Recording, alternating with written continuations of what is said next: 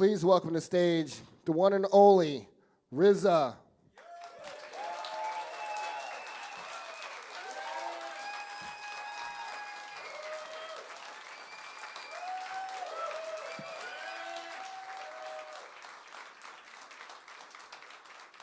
One, two, 1, 2, 1, 2. Cool.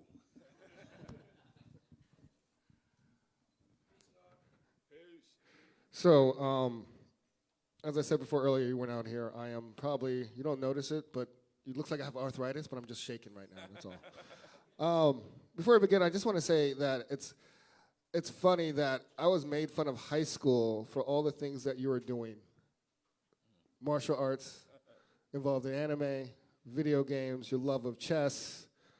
I was made fun of high school for all those things, but now it has changed, you know? Yeah. They're like you think about those things as when you're a kid, those things people made fun of, now people are embracing. Do you agree with that? I really agree with that. Let me just hook up like how you rocking. You kind of rocking like you hip-hop style. No, I really agree with that. One thing that I think Wu-Tang did in our music was, you know, beyond bringing the ruckus and all that, you know what I mean, we also brought nerd culture to the forefront. And nerd culture, which is called nerd culture because comic books, people thought wasn't cool, right? But Method Man had boxes of comic books. I had crates of comic books. Chess, people thought, oh, chess is some nerd or some white boy game even, you know what I mean? But I've been playing chess myself since 11 years old. The Jizza played chess. Master Killer plays chess. Inspector Deck, mathematics. I think, like, you know, people definitely in the 80s and 90s didn't really know how to identify with their own selves, right? So what's the experience of being a young black man? What is that experience? And there wasn't a lot of examples beyond maybe for the 70s and 80s, you know, the hustler, the gambler, the criminal, you know what I mean? The cool dude, you know, or the jock.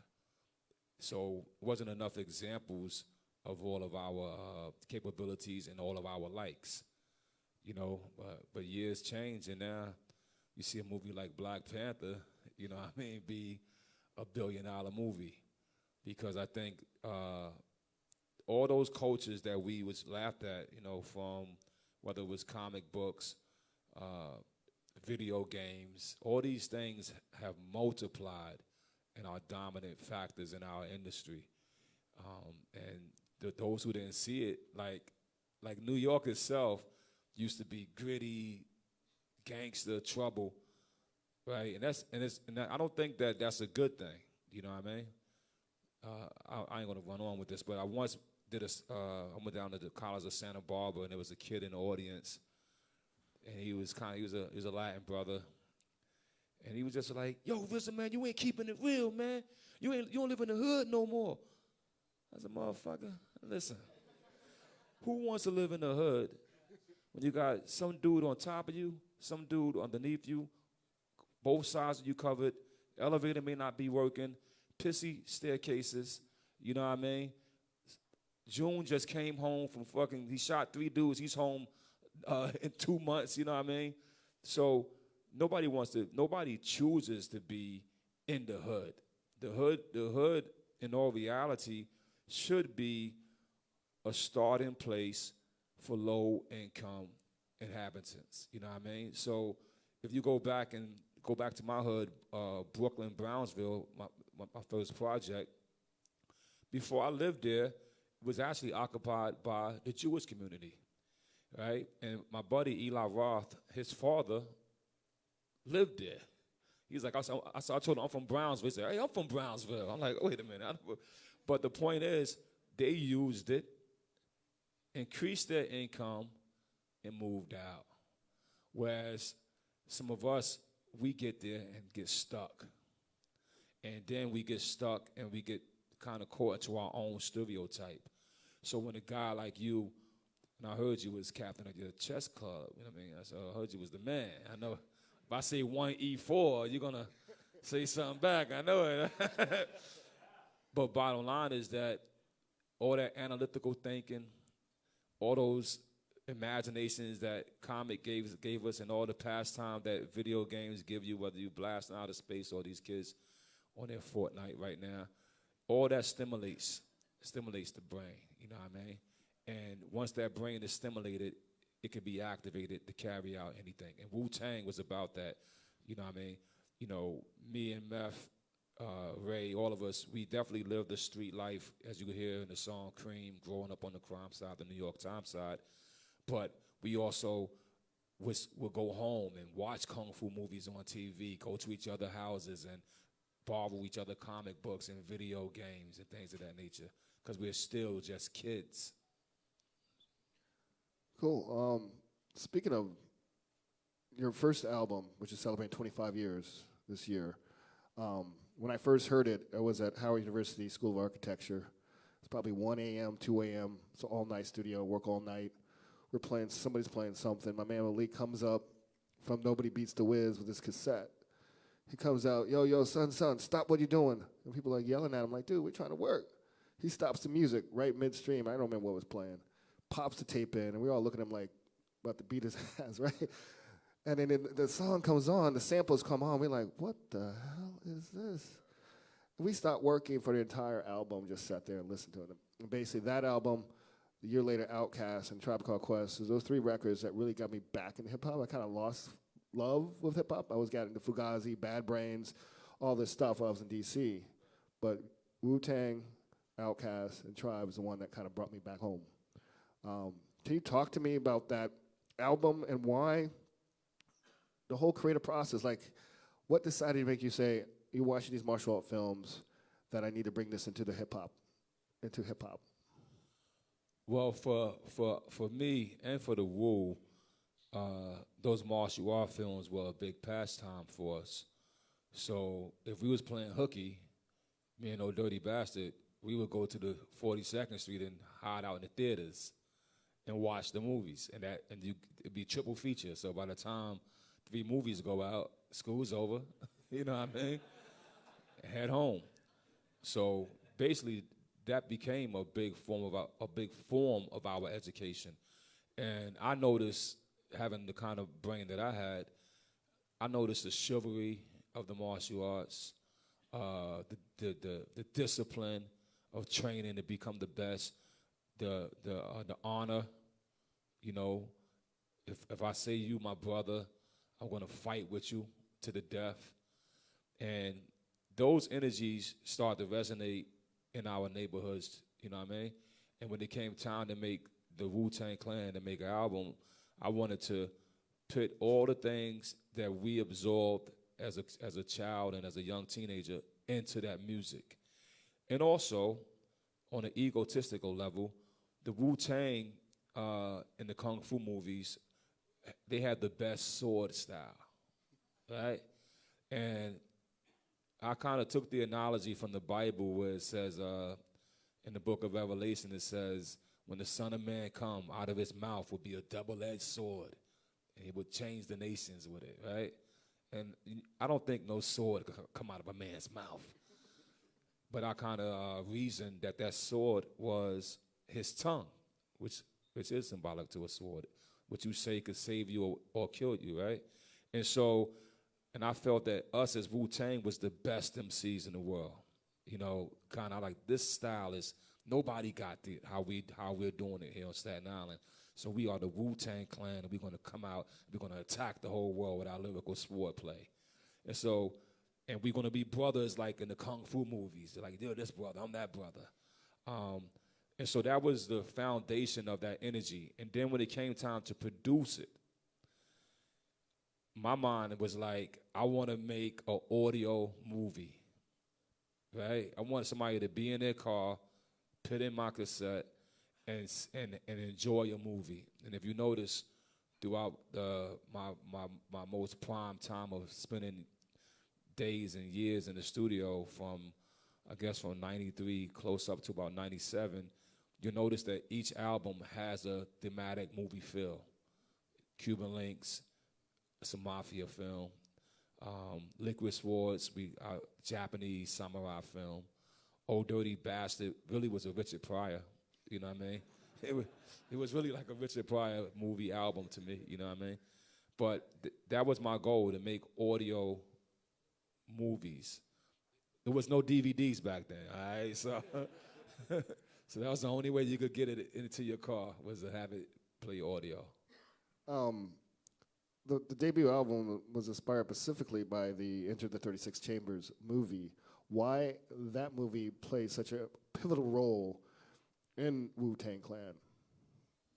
The 36 Chamber movie was the one that, after seeing, the Bruce Lee genre and all the spinoffs, and seeing, Mystery of the Chess Box and Five Deadly Venom, seeing all the amazing, all the fantastical ones, this movie, for some reason, resonated as a reality story to me. For some reason, I felt like I was watching a piece of history in a period of time that kind of was shielded from us in America. If you think about this particular time in history of Shaolin, as a black man in America, there's no history to take me back 400 years and see what's happening around the world. You know what I mean? And this movie, for some reason, has opened my mind in a historical way. And I'm seeing someone being oppressed, college students being oppressed, asking, can they speak up? Do the government control what you say? You know what I mean? And when the dude, it was a scene where the guy said he wanted to help out the rebels, shall we call them. And one guy, he breaks this box with his bare hands. And the other guys, he's like a nerd student. He's like, wow, what was that? He said, I learned that in Shaolin. I'm like, damn. And that one time, that one word was the word that inspired this college student to eventually go to Shaolin and to go through the 36 chambers. So that journey of that character really resonated with me. And then when it came to the philosophy, there was a scene in the movie that sent me searching for books. So if a movie can inspire you to do research and to better yourself, it's a good movie, right? And there was a scene in the movie where a bit of Buddhism was being spoke. And he said something like, the 5 tones deafen every ear. The 5 colors blind the sight. Without wisdom, there is no gain. So I'm like, damn, and I'm 13 years old, but when I got it, the first time I didn't even get it. The second time I'm watching the movie, I'm like, wait a minute.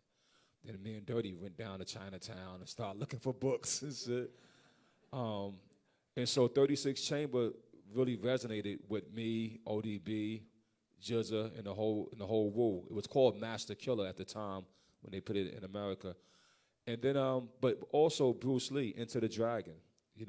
I think Bruce Lee was one of the greatest martial artists, to live in his period of time. And even years later, you won't find someone as well versed in philosophy, good actor, and a great martial artist, you know what I mean? So the album was called Enter the Wu-Tang 36 Chambers, giving homage to Bruce Lee and giving homage to 36 Chambers. And one last thing I'll say, Chambers to me was anybody could go through a chamber. Whatever you're going through is a chamber, right? So if Meth is bouncing with his style of M-E-T-H-O-D, that's the uppity chamber. Ghost and Ray took us to the street chamber. Jizza took us to an intellectual chamber. The Gravediggers took you to the horror chamber.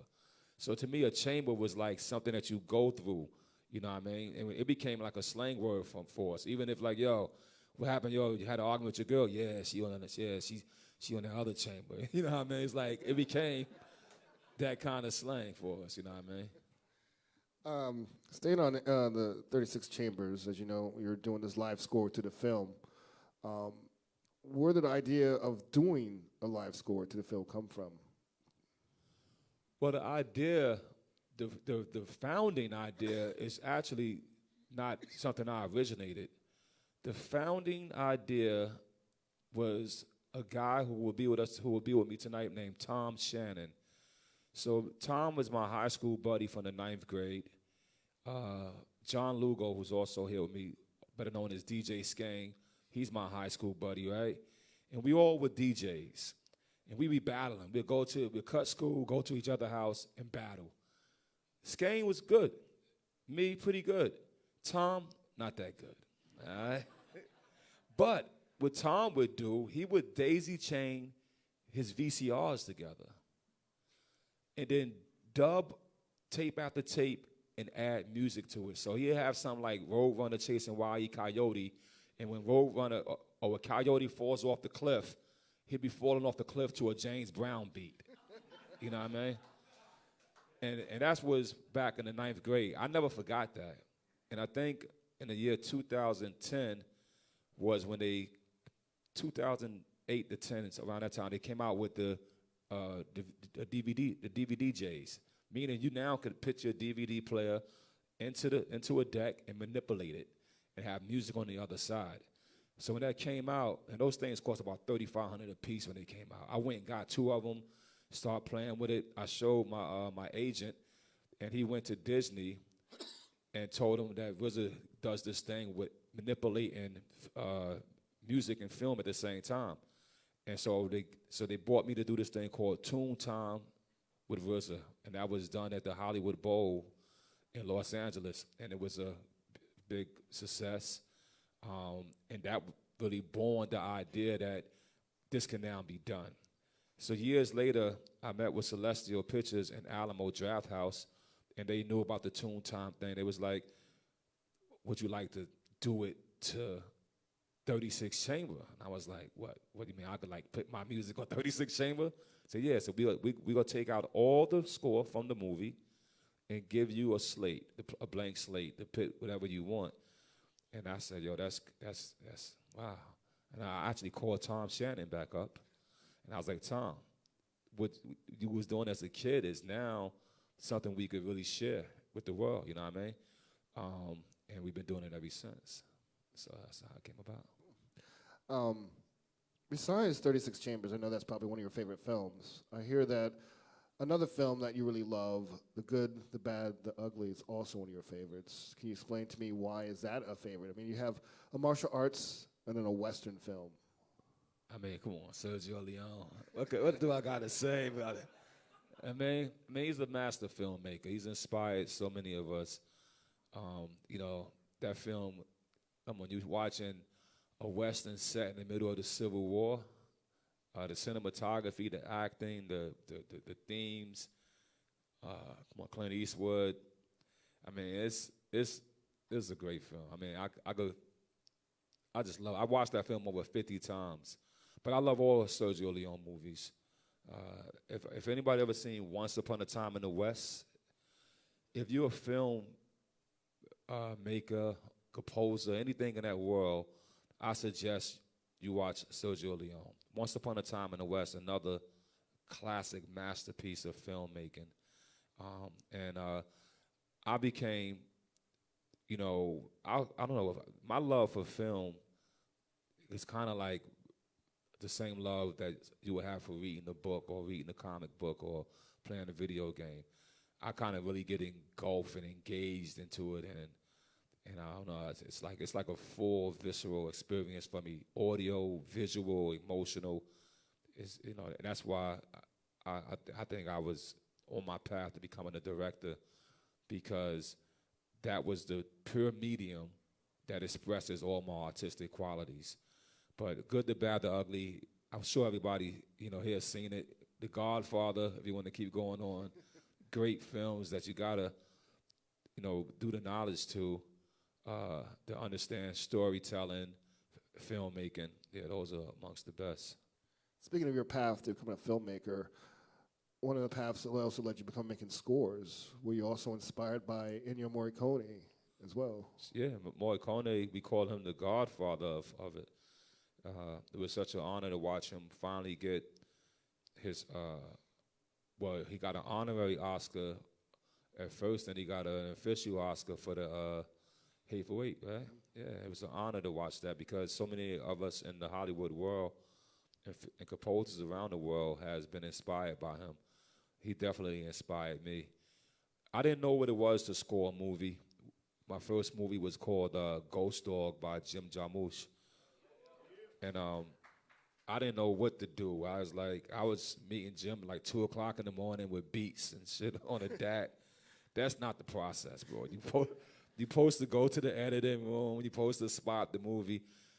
And my only training was I had a documentary on Peter and the Wolf. And I decided to watch it. And I learned that when you see the birds, he always used a flute. And when you see the fox or the wolf, you hear the trombone. So it gave me the knowledge that every instrument could represent a character.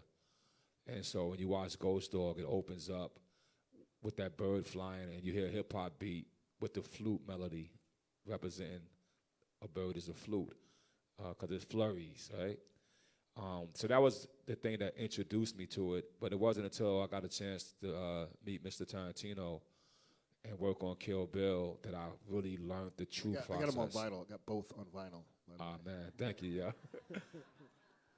The difference with Kill Bill, so Jim is a New Yorker, so he understood me.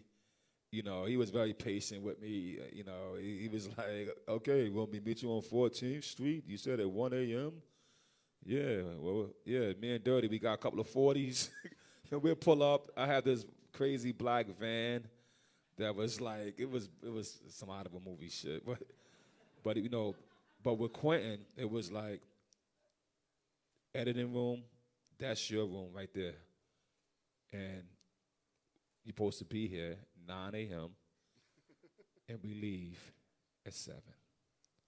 Lunch is at noon, okay? And that was like a 90-day process, and that taught me. And not only did it teach me, you know, prior to that, I was the guy that always, you know, I'm the producer, I'm the, you know, lack of a better word, I'm the boss.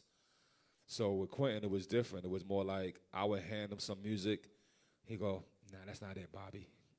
that's not. I'm like, what the fuck? That's not it. This motherfucker. Okay.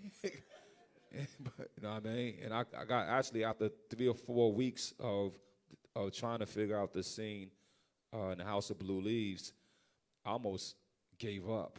I almost even, like, he don't know this. I told him later. He didn't know at the time. I was like, man, fuck all this scoring shit, man. You know what I mean? I get 50 G's a beat. You know what I mean? I'm about to go back and get back in my shit. But right at that moment, though, I was just, you know, kind of still going at it, frustrated. It was a Friday, and it was I had it turned up. The scene was going well, and he bursted in. That's it. You know what I mean? And when that happened, I kind of got that gratitude of you know, succeeding. And I also realized that filmmaking is a very collaborative art form. And everybody involved is sacrificing and giving their all for the film. You know what I mean? And you also have to be at the service of the director because he's directing the vision. And and after that, you know, I had a lucrative career. Kind of did like 4 movies back to back, and they kind of start tossing me equal pay that I was getting for making those beats. You know what I mean? Next movie was like $1 million here. Go for the next one. $1 million. Go for it. Anyway, not to talk about money, but. And from score to directing, you directed The Man with the Iron Fist. But I want to talk about the film that you debuted a trailer at Comic-Con, Cutthroat City, which is kind of a departure from the things that you've been involved with. Most of them has this martial arts kind of theme. This one is a total departure. The film is set in New Orleans right after Katrina, Ninth Ward. It's kind of a heist film called Cutthroat City. Can you talk to me why this film, why now, and... Well, definitely as an artist, you don't want to be pigeonholed into one thing. So, of course, people, you know, had me being synonymous with martial arts or the urban expression of martial art. But I'm so much more. And so I decided after, you know, I decided to get back into the directing pool. First, I did Love Beats Rhymes, which was a love story, which I figured nobody ain't gonna expect that I'm gonna do this shit. And I did. I just took it as a job. I took the script. They was looking for a director. I read it. I was emotionally messed up at that time. And so I was like, well, I better do something emotional, and I did it. But that wasn't really successful for me because it was a publicity disaster. So then down the next film, I said I got to do something that's more focused and still away from my genre. And Quentin Tarantino gave me a bit of advice. He told me, look at Reservoir Dogs. He said, next time, you can just find a project that focuses on a few characters. He says, The Man with the Iron Fist, you had like 30 characters there, right? He said, find something to focus on a few characters. And so I came across this script called Cutthroat City, written by Paul Kashuri, and it resonated with me in the sense that it was a story about how aspirations can turn to desperation. And I've been in that situation in my life. I'm not from New Orleans, and nor was I there Hurricane Katrina, but I've seen my dreams washed away. I've seen opportunities of people in my neighborhood, dreams washed away. And so I took that analogy and applied it to my creativity, and went down to New Orleans. We wrote the script over to kind of fit my voice, and we did Cutthroat City. Got a great cast. Shameik Moore, if anybody ever seen The Get Down, Shameik is a great actor. We brought back Wesley Snipes in the movie, which is a cool thing. Not doing no kung fu, okay? Terrence Howard joined me, T.I., and Asa Gonzalez. A lot of good people joined me as an artist. Cat Graham, another artist that joined. And for me, it's all about identifying that I'm a storyteller, and if a story resonates with me, I'm willing to tell that story and get it made. I think I have one question left, because I know we got to get you back to the Oriental Theater. Again, going back to 25th anniversary of Wu-Tang Clan's debut album, I know you already did Australia, right? Or did you? That's coming in December. And so you're basically the first hip-hop artist to play the Sydney Opera Theater, correct? It would be the first hip-hop band or group to play the Sydney Opera Theater. Are there any other events in the States that are planned for the 25th anniversary? Yeah, AC3, Atlanta is giving us the key to the city, which is great, right? October 5th, 6th, and 7th. That's cool, yo. Honestly, I just wanted to take a moment to say that I appreciate you all coming out and checking me out and vibing with us for whatever capacity that the Wu-Tang art has touched you, or whether visually, audio, or just even the Tao of Wu, reading the book or whatever. We really appreciate it, and it is a flattering honor to take things that was in your mind, your body, and your creativity and share it with the world and be accepted by it. So I appreciate that. You know what I mean?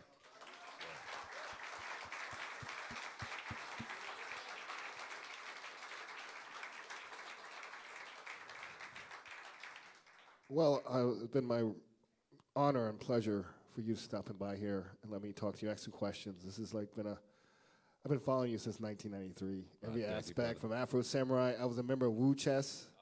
I paid $48 a year for that. I even brought this. I found bought this like, I don't know when. You had these whole collection DVDs. So it was really an honor. And thank you again. And I'm definitely looking forward to hearing you tonight at the Oriental Theater. Once again, please give it up for RZA. Thank you.